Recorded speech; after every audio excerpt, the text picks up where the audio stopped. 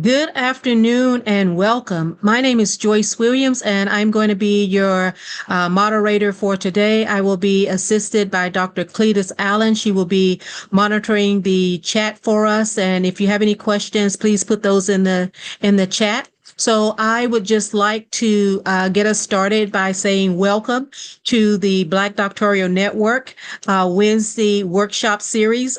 Today we have the pleasure of hearing the soon-to-be Dr. Nyla Harvey from Howard University, who's a student at Howard University. She will be talking with us today about the pros and cons of using AI to write college papers. I am very interested and intrigued in this area. I think I talked Dr. Harvey's ear off the other day about AI. That is my master's and dissertation topic area. So we had a lot to talk about. So I won't talk about any more about myself. I'll go on and introduce Dr. Harvey to you so that we have more than enough time left to ask her questions about this exciting topic that a lot of people are intrigued by the mystery of it and what can it do for me and how can I use it to my advantage. So first, let me just give you a quick overview of Dr. Harvey. We're going to speak it into existence. She is a 10-time published author and founder of N. Harvey LLC, a writing consultancy that focuses on nonfiction book writing, book editing, and content creation. The author's contributions to the writing industry has evolved over the years as she added Howard University doctoral student to her toolkit. We're not teaching educators how to organize their subject matter knowledge into a thought leadership book. Future Dr. Harvey is researching ways to improve writing literacy for Black students. At the heart of it all, Dr. Harvey seeks to share with the world her superpower, the ability to write one's expertise with clarity. So what is the purpose of this workshop for us here today? The purpose of the workshop is to help undergraduate as well as graduate students develop scholarly writing using artificial intelligence to their advantage and not to their detriment. So without further ado and me adding any more commentary, I now present to you future Dr. Nyla Harvey. Dr. Harvey? Yes, thank you so much. And I appreciate the speaking it into existence. I will take that, feature Dr. Harvey. Hello, everyone. Happy Writer Wednesday. I hope everyone is doing well. I'm excited to be here. I'm honored to be here. And, I'm under a little bit of pressure because we have Miss Joyce on the call who her expertise is in artificial intelligence. So I am going to lean into that expertise. Please feel free, Miss Joyce, to drop in or add in whenever you can to add to the conversation, because I do believe that we can all learn from that.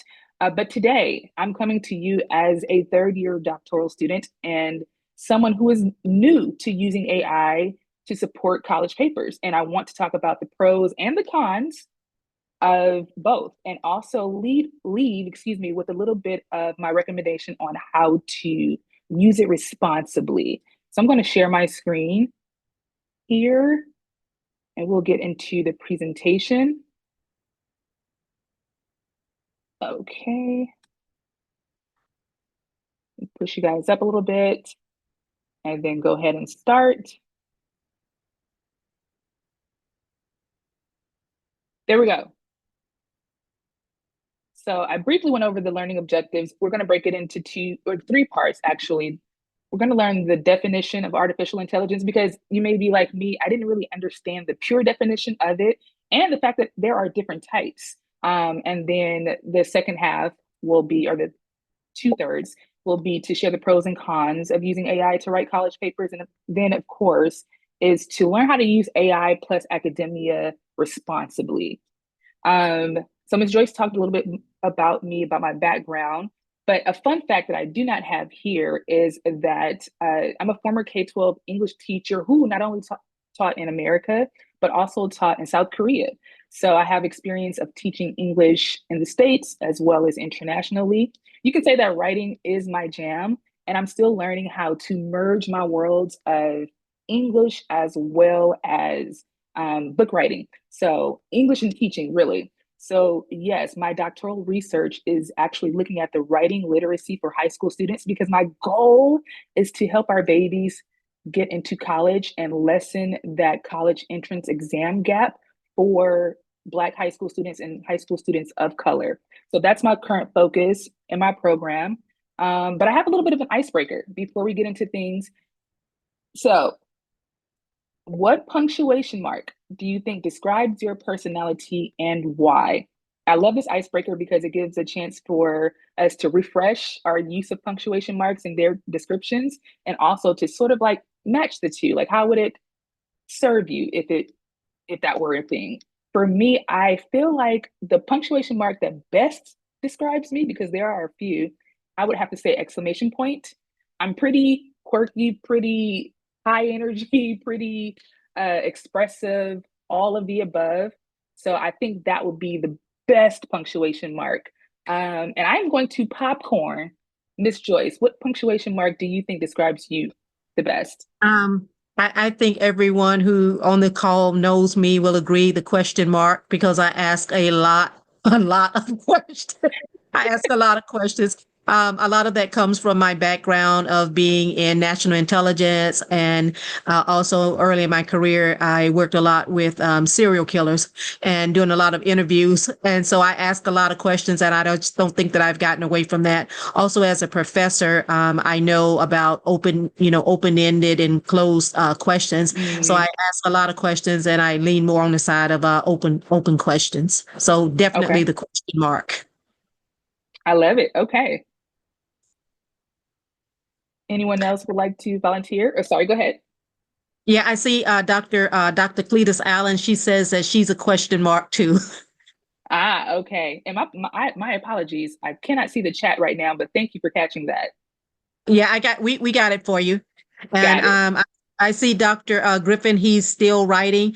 Dr. Taylor, if you're still on, I'm a little interested in what punctuation mark you think you are. Oh, she's a question. She's a question mark too.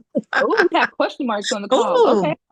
so Dr. Craig Glover says that he's a semicolon. So that's different. So, Dr. Glover, can you tell us why you think you're a semicolon? You're on mute, sir. So yes, soon to be Dr. Glover, but I put Oh, okay. Yep, it's yeah, yours.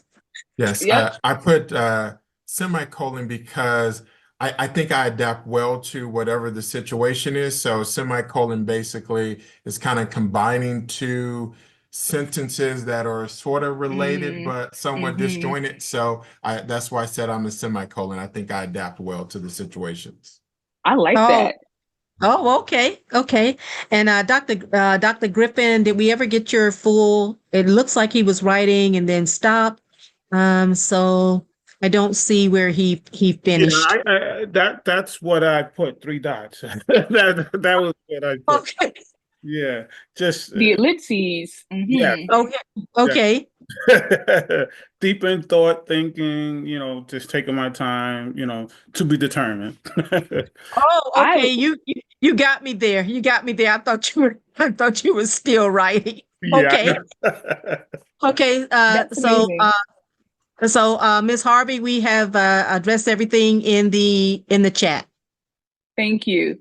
I love to hear that you guys are very well aware of what punctuation mark, best fits you. And it kind of gives me a better understanding of who I have on the call and how I can tailor the message. And this is also great for my students. Just a fun fact. It's great for my students because it's one of those things that allows me to get to know them better. So thank you for participating in the icebreaker.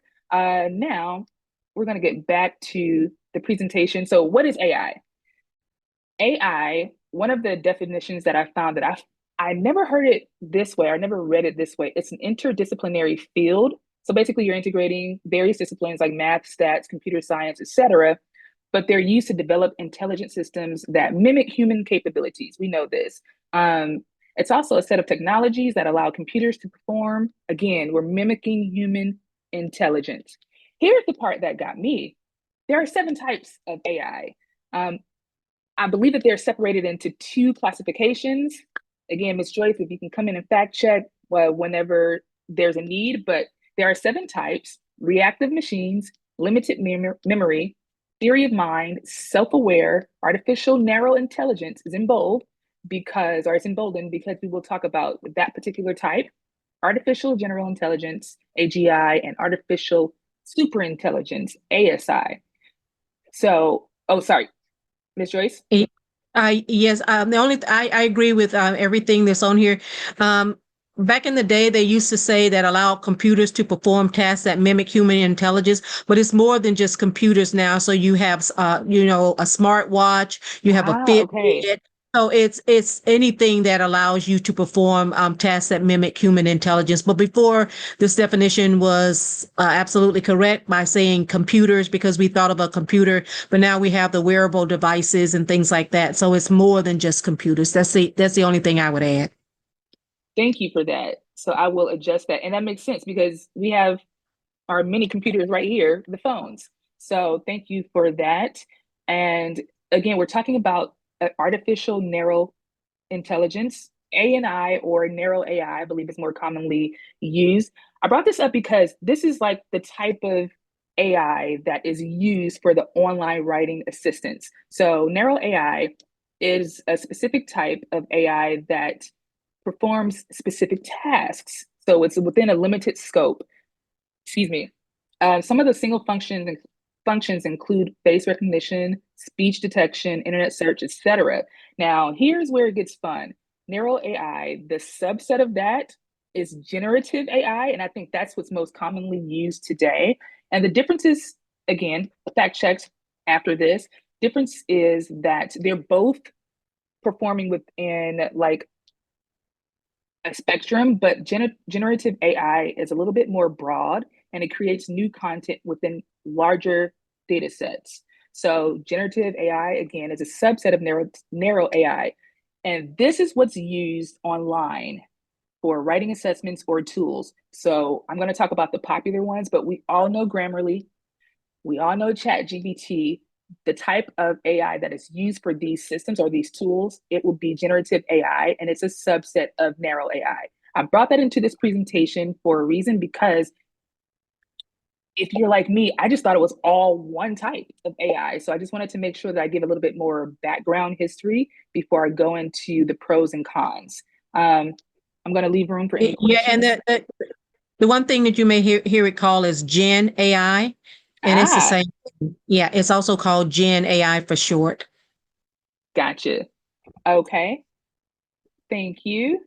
So AI and writing, we're getting to the meat of the presentation. The pros, let's talk about the pros first. It pulls information, generative AI and online writing assistance, like it pulls information from the internet to respond to prompts given. That's the most general definition or the use of generative AI in your tools, your writing tools. Again, we have some popular ones. Google Assistant is leading the game from my research as far as the tool. Of course, we know ChatGPT. Of course, we have Grammarly. Some other ones are copy.ai, Quillbot, excuse me, that's spelled incorrectly, Jasper, Anyword, and Writer. So I bring this up just to have, a point of reference. And also, I bring it up to share that there are different types of AI writing assistant tools. So it's not just one. So there's not one that's used all the time, but they really do vary. How is it beneficial for writing college papers? These are my thoughts. They're beneficial because they create prompts, or it creates prompts to prevent writer's block.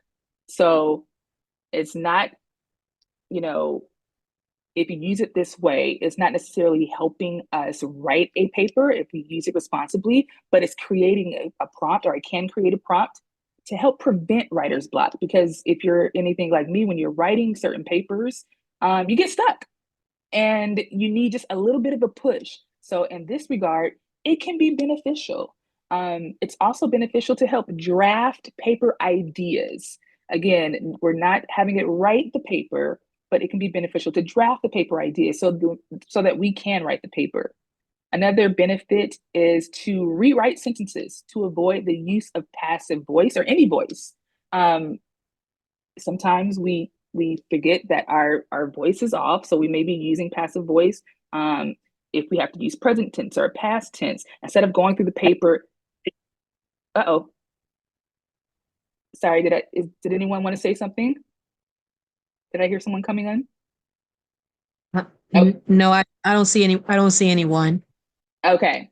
So yes, instead of using or instead of going through a paper, let's say you have a 20-page paper, et cetera, or you're writing your dissertation and you want to change your voice, then we can use AI for that. That is a benefit. Again, you're not tweaking your thoughts, or you're not using it irresponsibly to where it's writing it for you. We're just using it to kind of like be more effective. Another benefit is it improves the accessibility by translating audio text to written text and vice versa. Um, Again, that is a benefit of it. It's not messing with the message or the content, but it's just used to be more effective. Another benefit of using generative AI in college papers or in writing college papers is that it translates text into different languages. Now, these are all of the pros that, again, they do not mess with the integrity of your words or the integrity of your paper. However, they can make the writing process a little bit quicker by helping you get to the result faster. So let's take a quick break. And I want to ask you guys, like, what's your favorite online writing assistant? Me, I'll go first. For me, I won't lie to you. That chat GPT, like it has my heart. So that would be mine. But I want to hear from you.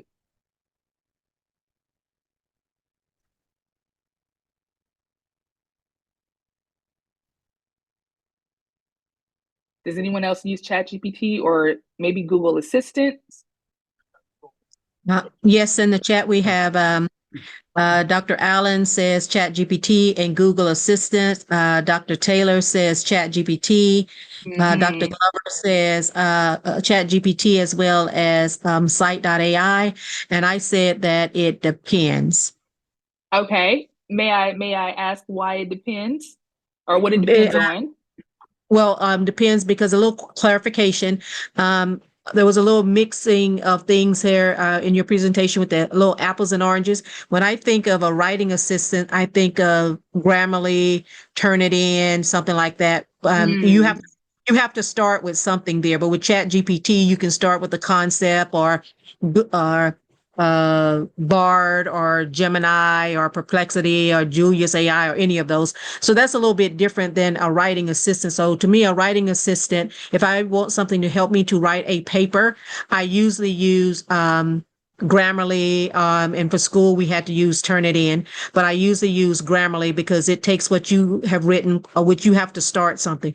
In Chat GPT, you can start with an idea or a concept or an outline, and it will write it for you. And so it's acting more as a general AI helping you to write something. But I don't know. I've never seen Grammarly where you can just tell it to start writing a paper. It actually acts as an assistant for what you have already done and help you to, to do all your grammar corrections and things like that. Okay. Thank So, you for that. So, Dr. Glover, you said SCITE.ai. I don't think that I'm familiar with that one. Is it more of an assistant or is it more like a chat GPT? Is it more like a Grammarly or more like a chat GPT? It is scholarly based, so you can ask it some prompts and also tell it to give you citations of what it found. So I use that one to help generate some ideas, but what's useful for that is it will tell me where it found the source. So I can get a reference to an article, then I can go and pull that article and kind of look through one to see if what it told me is correct, but it's also a good prompt to help me generate additional ideas. So I'll use that one in academic writing. Oh, Ooh. okay. Sir, Excuse me. thank you very much for that explanation because that's the Yeah. difference between Grammarly and a chat GPT is generating what he just said, the word prompts prompt engineering of being able to know what to ask it, but we if we have time, we'll come back to that. So to make sure that we know which ones we're using, whether we're using online writing assistants or whether we're using generative AI. But I just already think that this is just very good, and amazing conversation. Did anyone say anything else? I think Dr. Allen said Google Assistant, which is exactly that, more of an assistant. So yes, Ms. Harvey, we had Okay, we had a lot of interaction in the chat. I think that's it. nice. Okay, so let's go on to, let's go back, go on to the cons. So, non-beneficial, some may even call it the negative effects, if you will. Again, after a little bit of research, these are my thoughts on how it can be non-beneficial. It limits critical thinking skills. Like, in a nutshell, from my social media survey and just talking to my colleagues, those who do not use AI or who may have a different stance on it, when I asked them why, the number one reason was it limits critical thinking skills. And some would even say that it creates lazy thinkers. Now, this is debatable. This is definitely debatable, but this was one of the answers. The second non-benefit, if you will, is that it encourages plagiarism. Some people forget, or maybe they even neglect to credit the AI source or any of their sources. And before I even forget myself, a lot of my research has come from Forbes magazine, as well as Google Assistant, as well as Bullet magazine. So that's me. That's me not being neglectful and quoting my sources. But another reason why some of my colleagues, they do not care for using AI to write college papers is because it limits originality and creativity. Again, debatable. Here is a part that I'm not sure if this is debatable or not. I would love to get your thoughts on this as someone who is actively working in my program and who hasn't fully started my dissertation process yet. The use of AI can potentially destroy academic credibility. And I bring that up because one of my cohort sisters and I, we were in class together, and she used Chat GPT to, help like generate an idea. But the question that she typed in, it gave us misinformation. And if we hadn't checked it in time, that would have just turned out poorly. So I feel like you have to be really, really, really careful when you are using it, because it has the potential to really put your reputation on the line. But I want to genuinely ask, like, this is not even a part of the presentation at this point. This is for me and my future endeavors, and for those that are on this call. Do you believe that it maybe can destroy your academic credibility? I'll see if there's any comment from the audience first, and if so, I'll go after them, and if not, then I'll just give my opinion on that. Okay. So anyone in the audience, in the chat, you can come off of mute and state your position one way or the other. I know we have a couple academics on here, so it'll be great to hear their perspective. Please. I'll jump in. So I'm a student, so I think it can destroy your academic credibility, particularly if you're taking things directly out of AI and you're not checking the sources of it, and you're submitting that one as your own work, and then later to find out that it's inaccurate. Then yeah, that is going to destroy your academic credibility, because you're going to be seen then as someone who isn't credible, that you're trying to pass off things that AI has generated as your own, number one. And then second, you're also putting out information that's inaccurate. Okay. Do you feel like it has to, like, all of the work, your hard work that you put into your dissertation, I'm talking specifically to doctoral students, the hard work that you put into your dissertation, is it worth it to use the tool knowing that there's a risk factor involved? I like to address that one as a professor, as a former professor for the Department of Defense, and as a current professor teaching artificial intelligence and machine learning and data science to underrepresented populations with colleges all over the United States. When you say writing a college paper, to me that means two different things. So, are you talking about you are writing a paper and you're just letting Chat GPT write it from scratch based off some prompts that you've given it, or you have genuinely started to try to write a paper yourself. You have some ideas and things like that, and you're putting it in Grammarly, which is an assistant to assist you as opposed to a Chat GPT, which is writing it for you. And so I think that you lose originality and creativity and things like that from a Chat GPT. But if you're just using Grammarly, that is more so helping you with your punctuation, with your grammar, your tenses and things like that. So I think we need to say what aspect of writing your college paper are you talking about? Is say, hey, you're told that you have to write a college paper and you have no idea how to start, and you put some ideas in the Chat GPT. You ask it a prompt, like I have to write a paper based on, I don't know, African American history in a particular time period, and give me some ideas to write on. Then it comes back and gives you some ideas. Then you start to try to write the paper on your own, and then you write as much as you can. You run it through Grammarly. To me, those are two totally different things, and I don't Okay. see destroy academic credibility with that, or whether it limits your originality and creativity. But if you just take it and let Chat GPT just write it for you completely, then yes, you are, because anything that it does not know, it will make up, and that's known as hallucinations. So what it doesn't know or understand, it will make up, and it will create a lie, and it will give you all of these things, limit your originality, creativity, or have you too creative and destroy your academic credibility. So I think it's where you are in your college paper writing perspective. And I think that was Mr. Glover that said using it for your references and things like that. I think that actually helps your credibility, because you are able to cite it from reputable sources. And not only that, you can go out there and check those sources. Okay.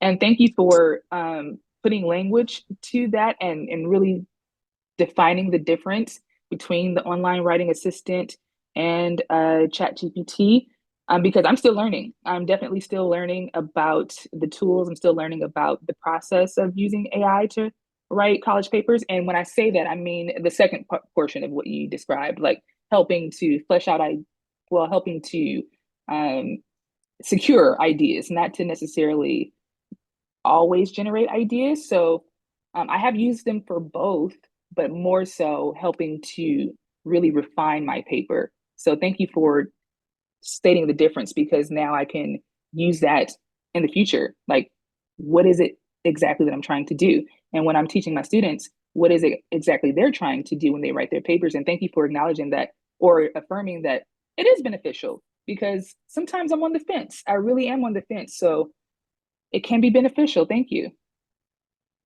Yeah, and I think it's really, really beneficial for like when you're having to write papers for pros and cons and things like that, and you may not necessarily know what all the pros and cons are. So you put that into a and I'm real careful when I say Chat GPT.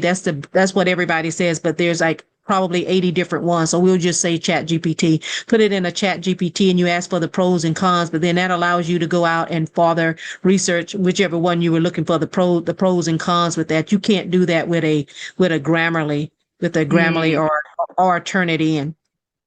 Okay. Okay.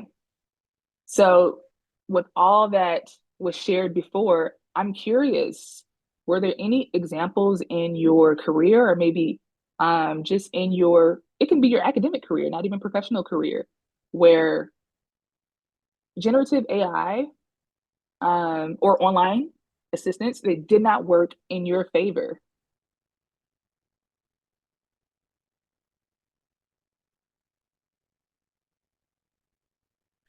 This is Cletus. I'll give an example of how it really didn't work in my favor because I'm a Okay. creative developer for a publishing Uh, company. doc, Dr. And Allen, Dr. Allen, you went out there toward the end. You are a what? We didn't get that last part.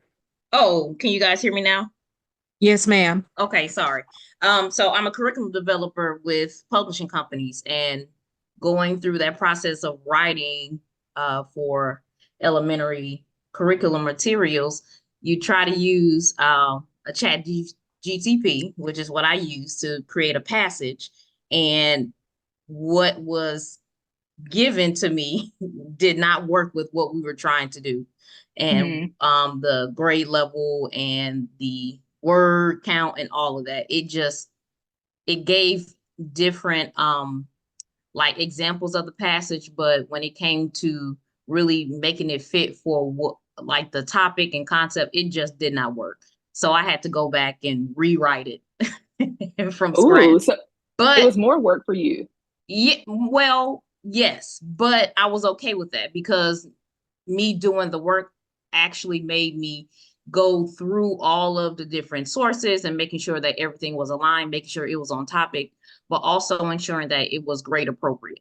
So that Ah, was the biggest thing, because I've used it in my work, but not really, because again, a lot of the things I do um from hand and from scratch, but using it, it just made me see, some of the types of like outputs that can come when you are trying to like create a passage or have some type of writing for students, and it can be, above grade level, and then you have to go back and do it over or make too many edits. So that was just my experience.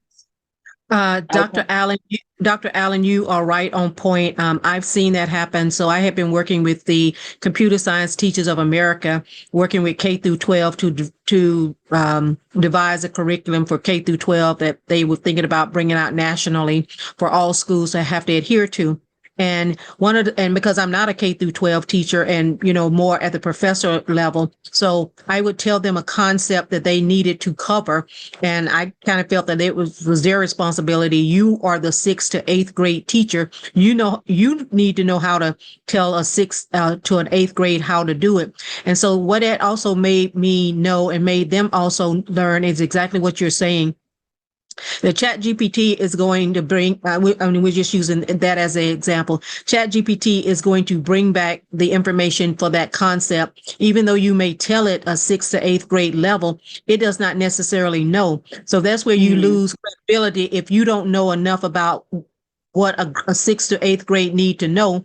Then you could put that out there and it'd be above grade level. So I was constantly putting things out there above grade level because I'm talking more at the professional level. I don't necessarily know what a kindergartner needs to know, but I know what AI, knows. I'm more along the lines of like a 11th or a 12th grader. So I didn't have that many mistakes with the 11th and 12th graders because they're going into, undergrad. But that is exactly right. And that's how you lose credibility. That's how you end up in that plagiarism situation. When you're talking to a generative AI and things like that, you have to know quite a bit because you have to have that be able to have the conversation. That's what it is. It's conversational AI. It's not so much of a search engine where you go out, you ask a question, it brings back exactly what you say, which is a closed end question.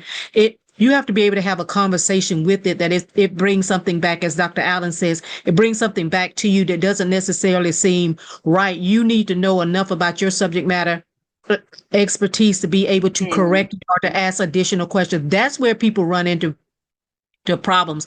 That's where people lose credibility. That's where generative AI is allowed to continue to, well, we don't necessarily use the word lie, but that's where it is allowed to hallucinate when you don't go in there and correct it. It would be no difference of us having a conversation. You say something incorrectly and I don't challenge you on it. You walk away thinking that whatever you said was the correct thing. So again, Dr. Allen, thank you for doing that because I was not able to articulate that as well as you have to the grade school teachers of that doesn't seem right, but I did not know how to fix it because I did not necessarily know what a 6th grader needs to know or how much they're supposed to know. So the fact that you went above and beyond, that means that you were on top of your game and that you knew that subject matter enough to know. But you have a lot of them that are looking at the AI as a shortcut. They do not know. I don't think that they're all trying to be malicious. They just don't know.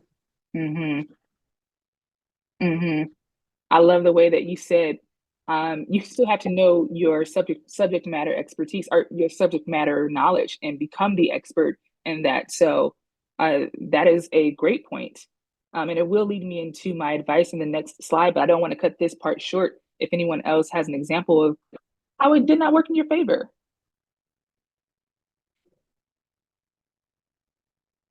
Okay. So my recommendation on how to use it responsibly to write college papers. I am a frameworks girl. So this is my framework on how to use AI. I ask myself this before I use it, and I genuinely use this framework daily in my program. So I assess the need of its use. Okay, because I'm of the age where I've gone without using it, at least to my knowledge. That can be debatable. But you know, if I can solve the problem or write the paper without it, then I won't use it. It's not so common to where I have to use it. And I think a good assessment will really be beneficial to students. And secondly, I like to say source the sources. It is not my first choice because I still use my university's resources. I still use JSTOR and some of the academic journals. So I absolutely make sure that I reference those sources and like find those sources first before I turn to AI, or at least AI in that regard, generative AI. And then the K is, again, I have this thought always in the back of my head that my reputation is on the line. And I feel like that should be brought to the forefront. Like, know your reputation and reputation. I'm sorry, that's the wrong word there. So that's a mistake. Reputation is on the line. And we have to understand the consequences of presenting inaccurate or misleading information. That's all a part of the risk. So this is my framework to pass on to those on the call today, as well as my students. And I am very open to receiving any feedback on this, any tweaks that I may need to do, because I want to make sure that I'm giving accurate information to my students. Ms. Harvey, I would like to just make one comment. I don't know what letter this would be, but one of the dangers is of using the generative AI, the large language models, is that they are not all created equally. So they're not. You don't develop the prompts the same way. You don't get the same responses or anything. So let's just talk about real quickly, Chat GPT. You got the free version and the paying version. So you would assume that you're not going to get the same thing with the paying version that you get with the free version and vice versa. So the sources are going to be different and things like that. My advice would be to be very careful when you're switching back and forth between a Gemini, between a Copilot, between a llama, between a bard, between all of them, because there's probably, you may not hear about them, but in our work, I hear about a lot of them. There's over 80 of them. So you're getting 80 different opinions. It's like talking to 80 different people. So you want to be careful because all of them are not pulling from the same sources. All of them may not necessarily be pulling from the same reputable sources. And so I think that was one of the things that Dr. Timnit Gebru was trying to point out back in I think it was around 2019 when she was fired from Google. I know her very well, pointing out the dangers of large language models and things. It's almost like this is my analogy, not hers, of having I'll just say having a gun and not being trained on the safety of a gun. So because I'll just say that, I've done some freelance work as a Chat GPT prompt engineer, and I get very good results with Chat GPT. I don't feel that I can ever necessarily get a good answer out of Gemini because I have to redo all of my prompts. The way I talk to Gemini and the way I talk to Chat GPT is very differently. Example, even though a little extreme, to me, it's the difference between talking to a high schooler and talking to a kindergartner. I feel that in Gemini, I just feel that I have to do so much more in it that I have to do in Chat GPT. Now, some of the other ones that I use, Perplexity, things like that. They're kind of middle of the road. I can talk to them the way I would, talk to a high school kid or a very smart, kindergartner or third or fourth grader. So please be very careful when you're going back and forth, because they may actually give you contradictions of each other. So I don't know if that goes under your source, but sometimes when people's like, oh, well, ChatGPT didn't tell me what it was supposed or what I thought it was supposed to tell me, and then they'll switch to something else. Well, you may get the answer that you want, but does that mean that it is the right answer? And now you're mixing something that you got from analogy, you're mixing medications that you got from one doctor with what you got from another doctor, where maybe the first doctor didn't give you that medication because either you didn't need it or they thought that there was going to be some type of adverse effect with mixing the two. So just be very careful when you start mixing these large language model results, and you will definitely lose credibility with that. And it will introduce plagiarism as well, because if you're sticking with one, then whatever format is giving you, that's pretty much how it has been trained to give it to you. But the other one that you're using probably has not been trained the same way. That's amazing. And I jotted that down because I didn't consider not mixing them. Now, I don't mix them, but that is something to definitely add to. I think you're right. I would add it under the source, that portion of it. Thank you.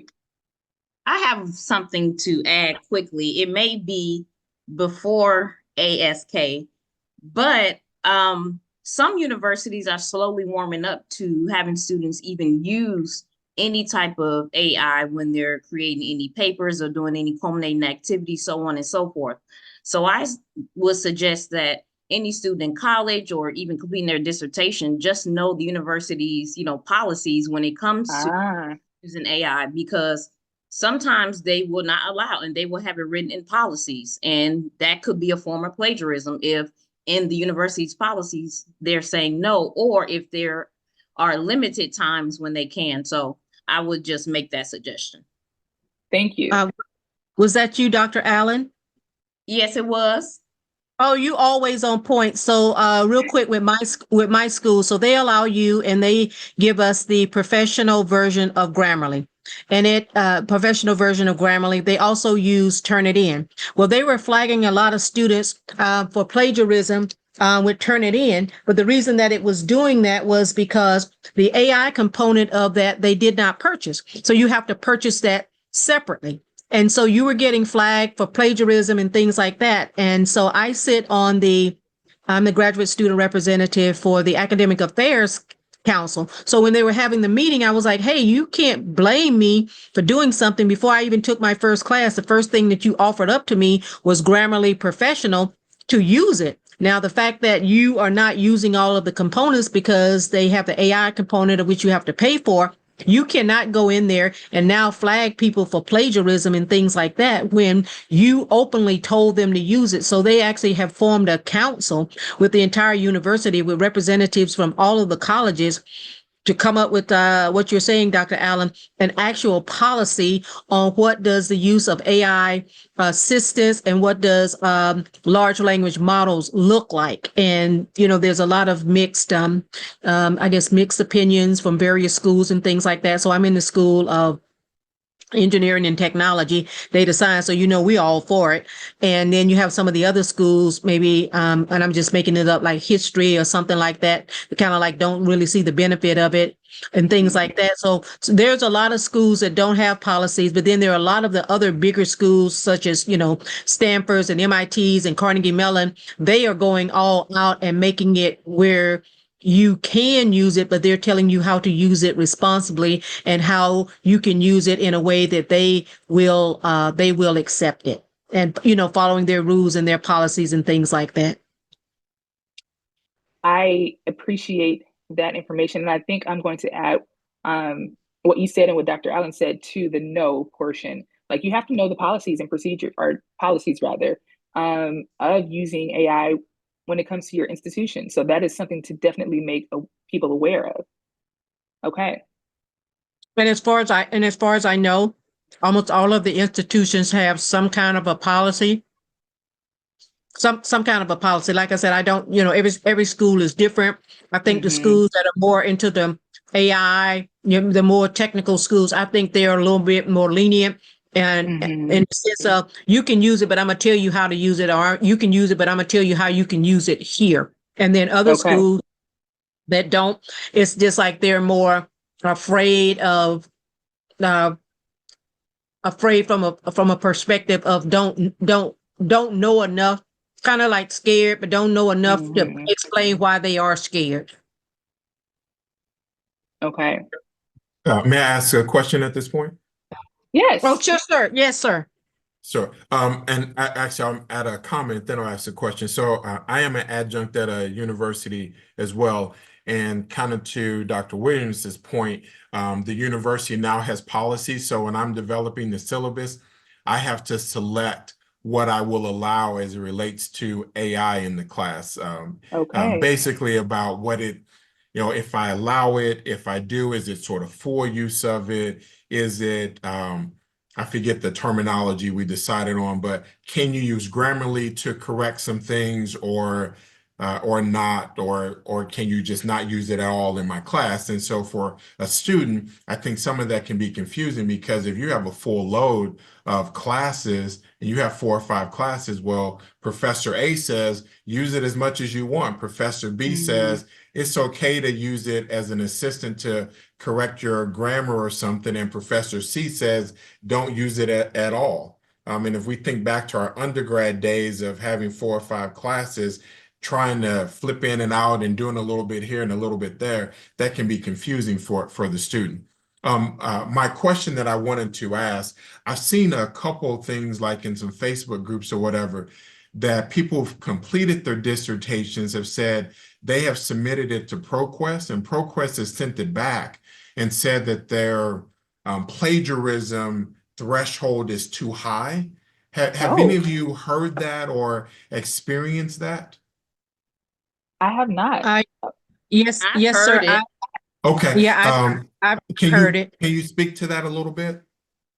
Well, not personally, but I've known some friends who, they were candidates and trying to, submit their perspective, which is your first 3 chapters, and they used, a chat GTP, and when they submitted it, it came up as plagiarism. So then they had to go in and defend and kind of go through that process.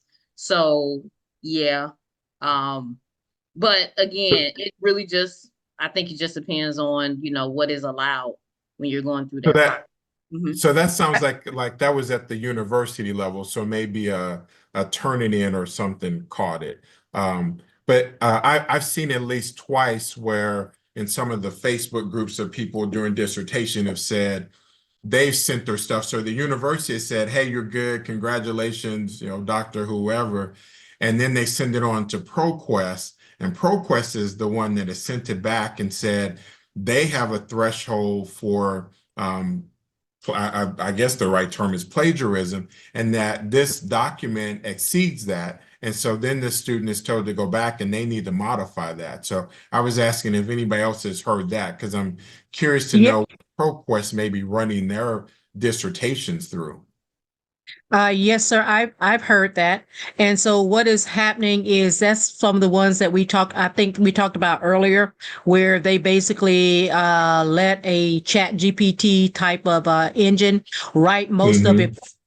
And so, ProQuest is going to probably capture it. And so a lot of schools now are not necessarily continuing to use Turnitin. I mean, I know Turnitin is used in the undergraduate level as well as a graduate level.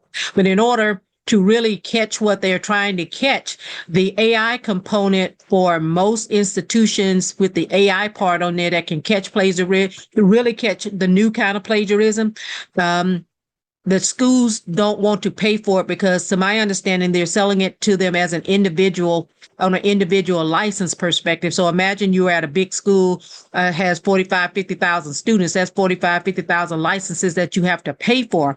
So I don't think that the schools may necessarily be catching everything. So it's probably going to ProQuest. They're running it probably against something pretty strong, pretty substantial for catching plagiarism. Now, this is where I think that you would benefit from trying a couple different aspects, different chat GPTs, is to take your document and run it through there, specifically looking for, plagiarism, use that as a prompt and say, hey, this is my dissertation topic, please run it through for plagiarism, and maybe even have the prompt to ask it, what level does ProQuest measure plagiarism on. So if it's a 5, then you say, hey, review my document from a ProQuest perspective. I think going and trying different one of those, I think you would have a better chance of catching any of your plagiarism there. And I also know that,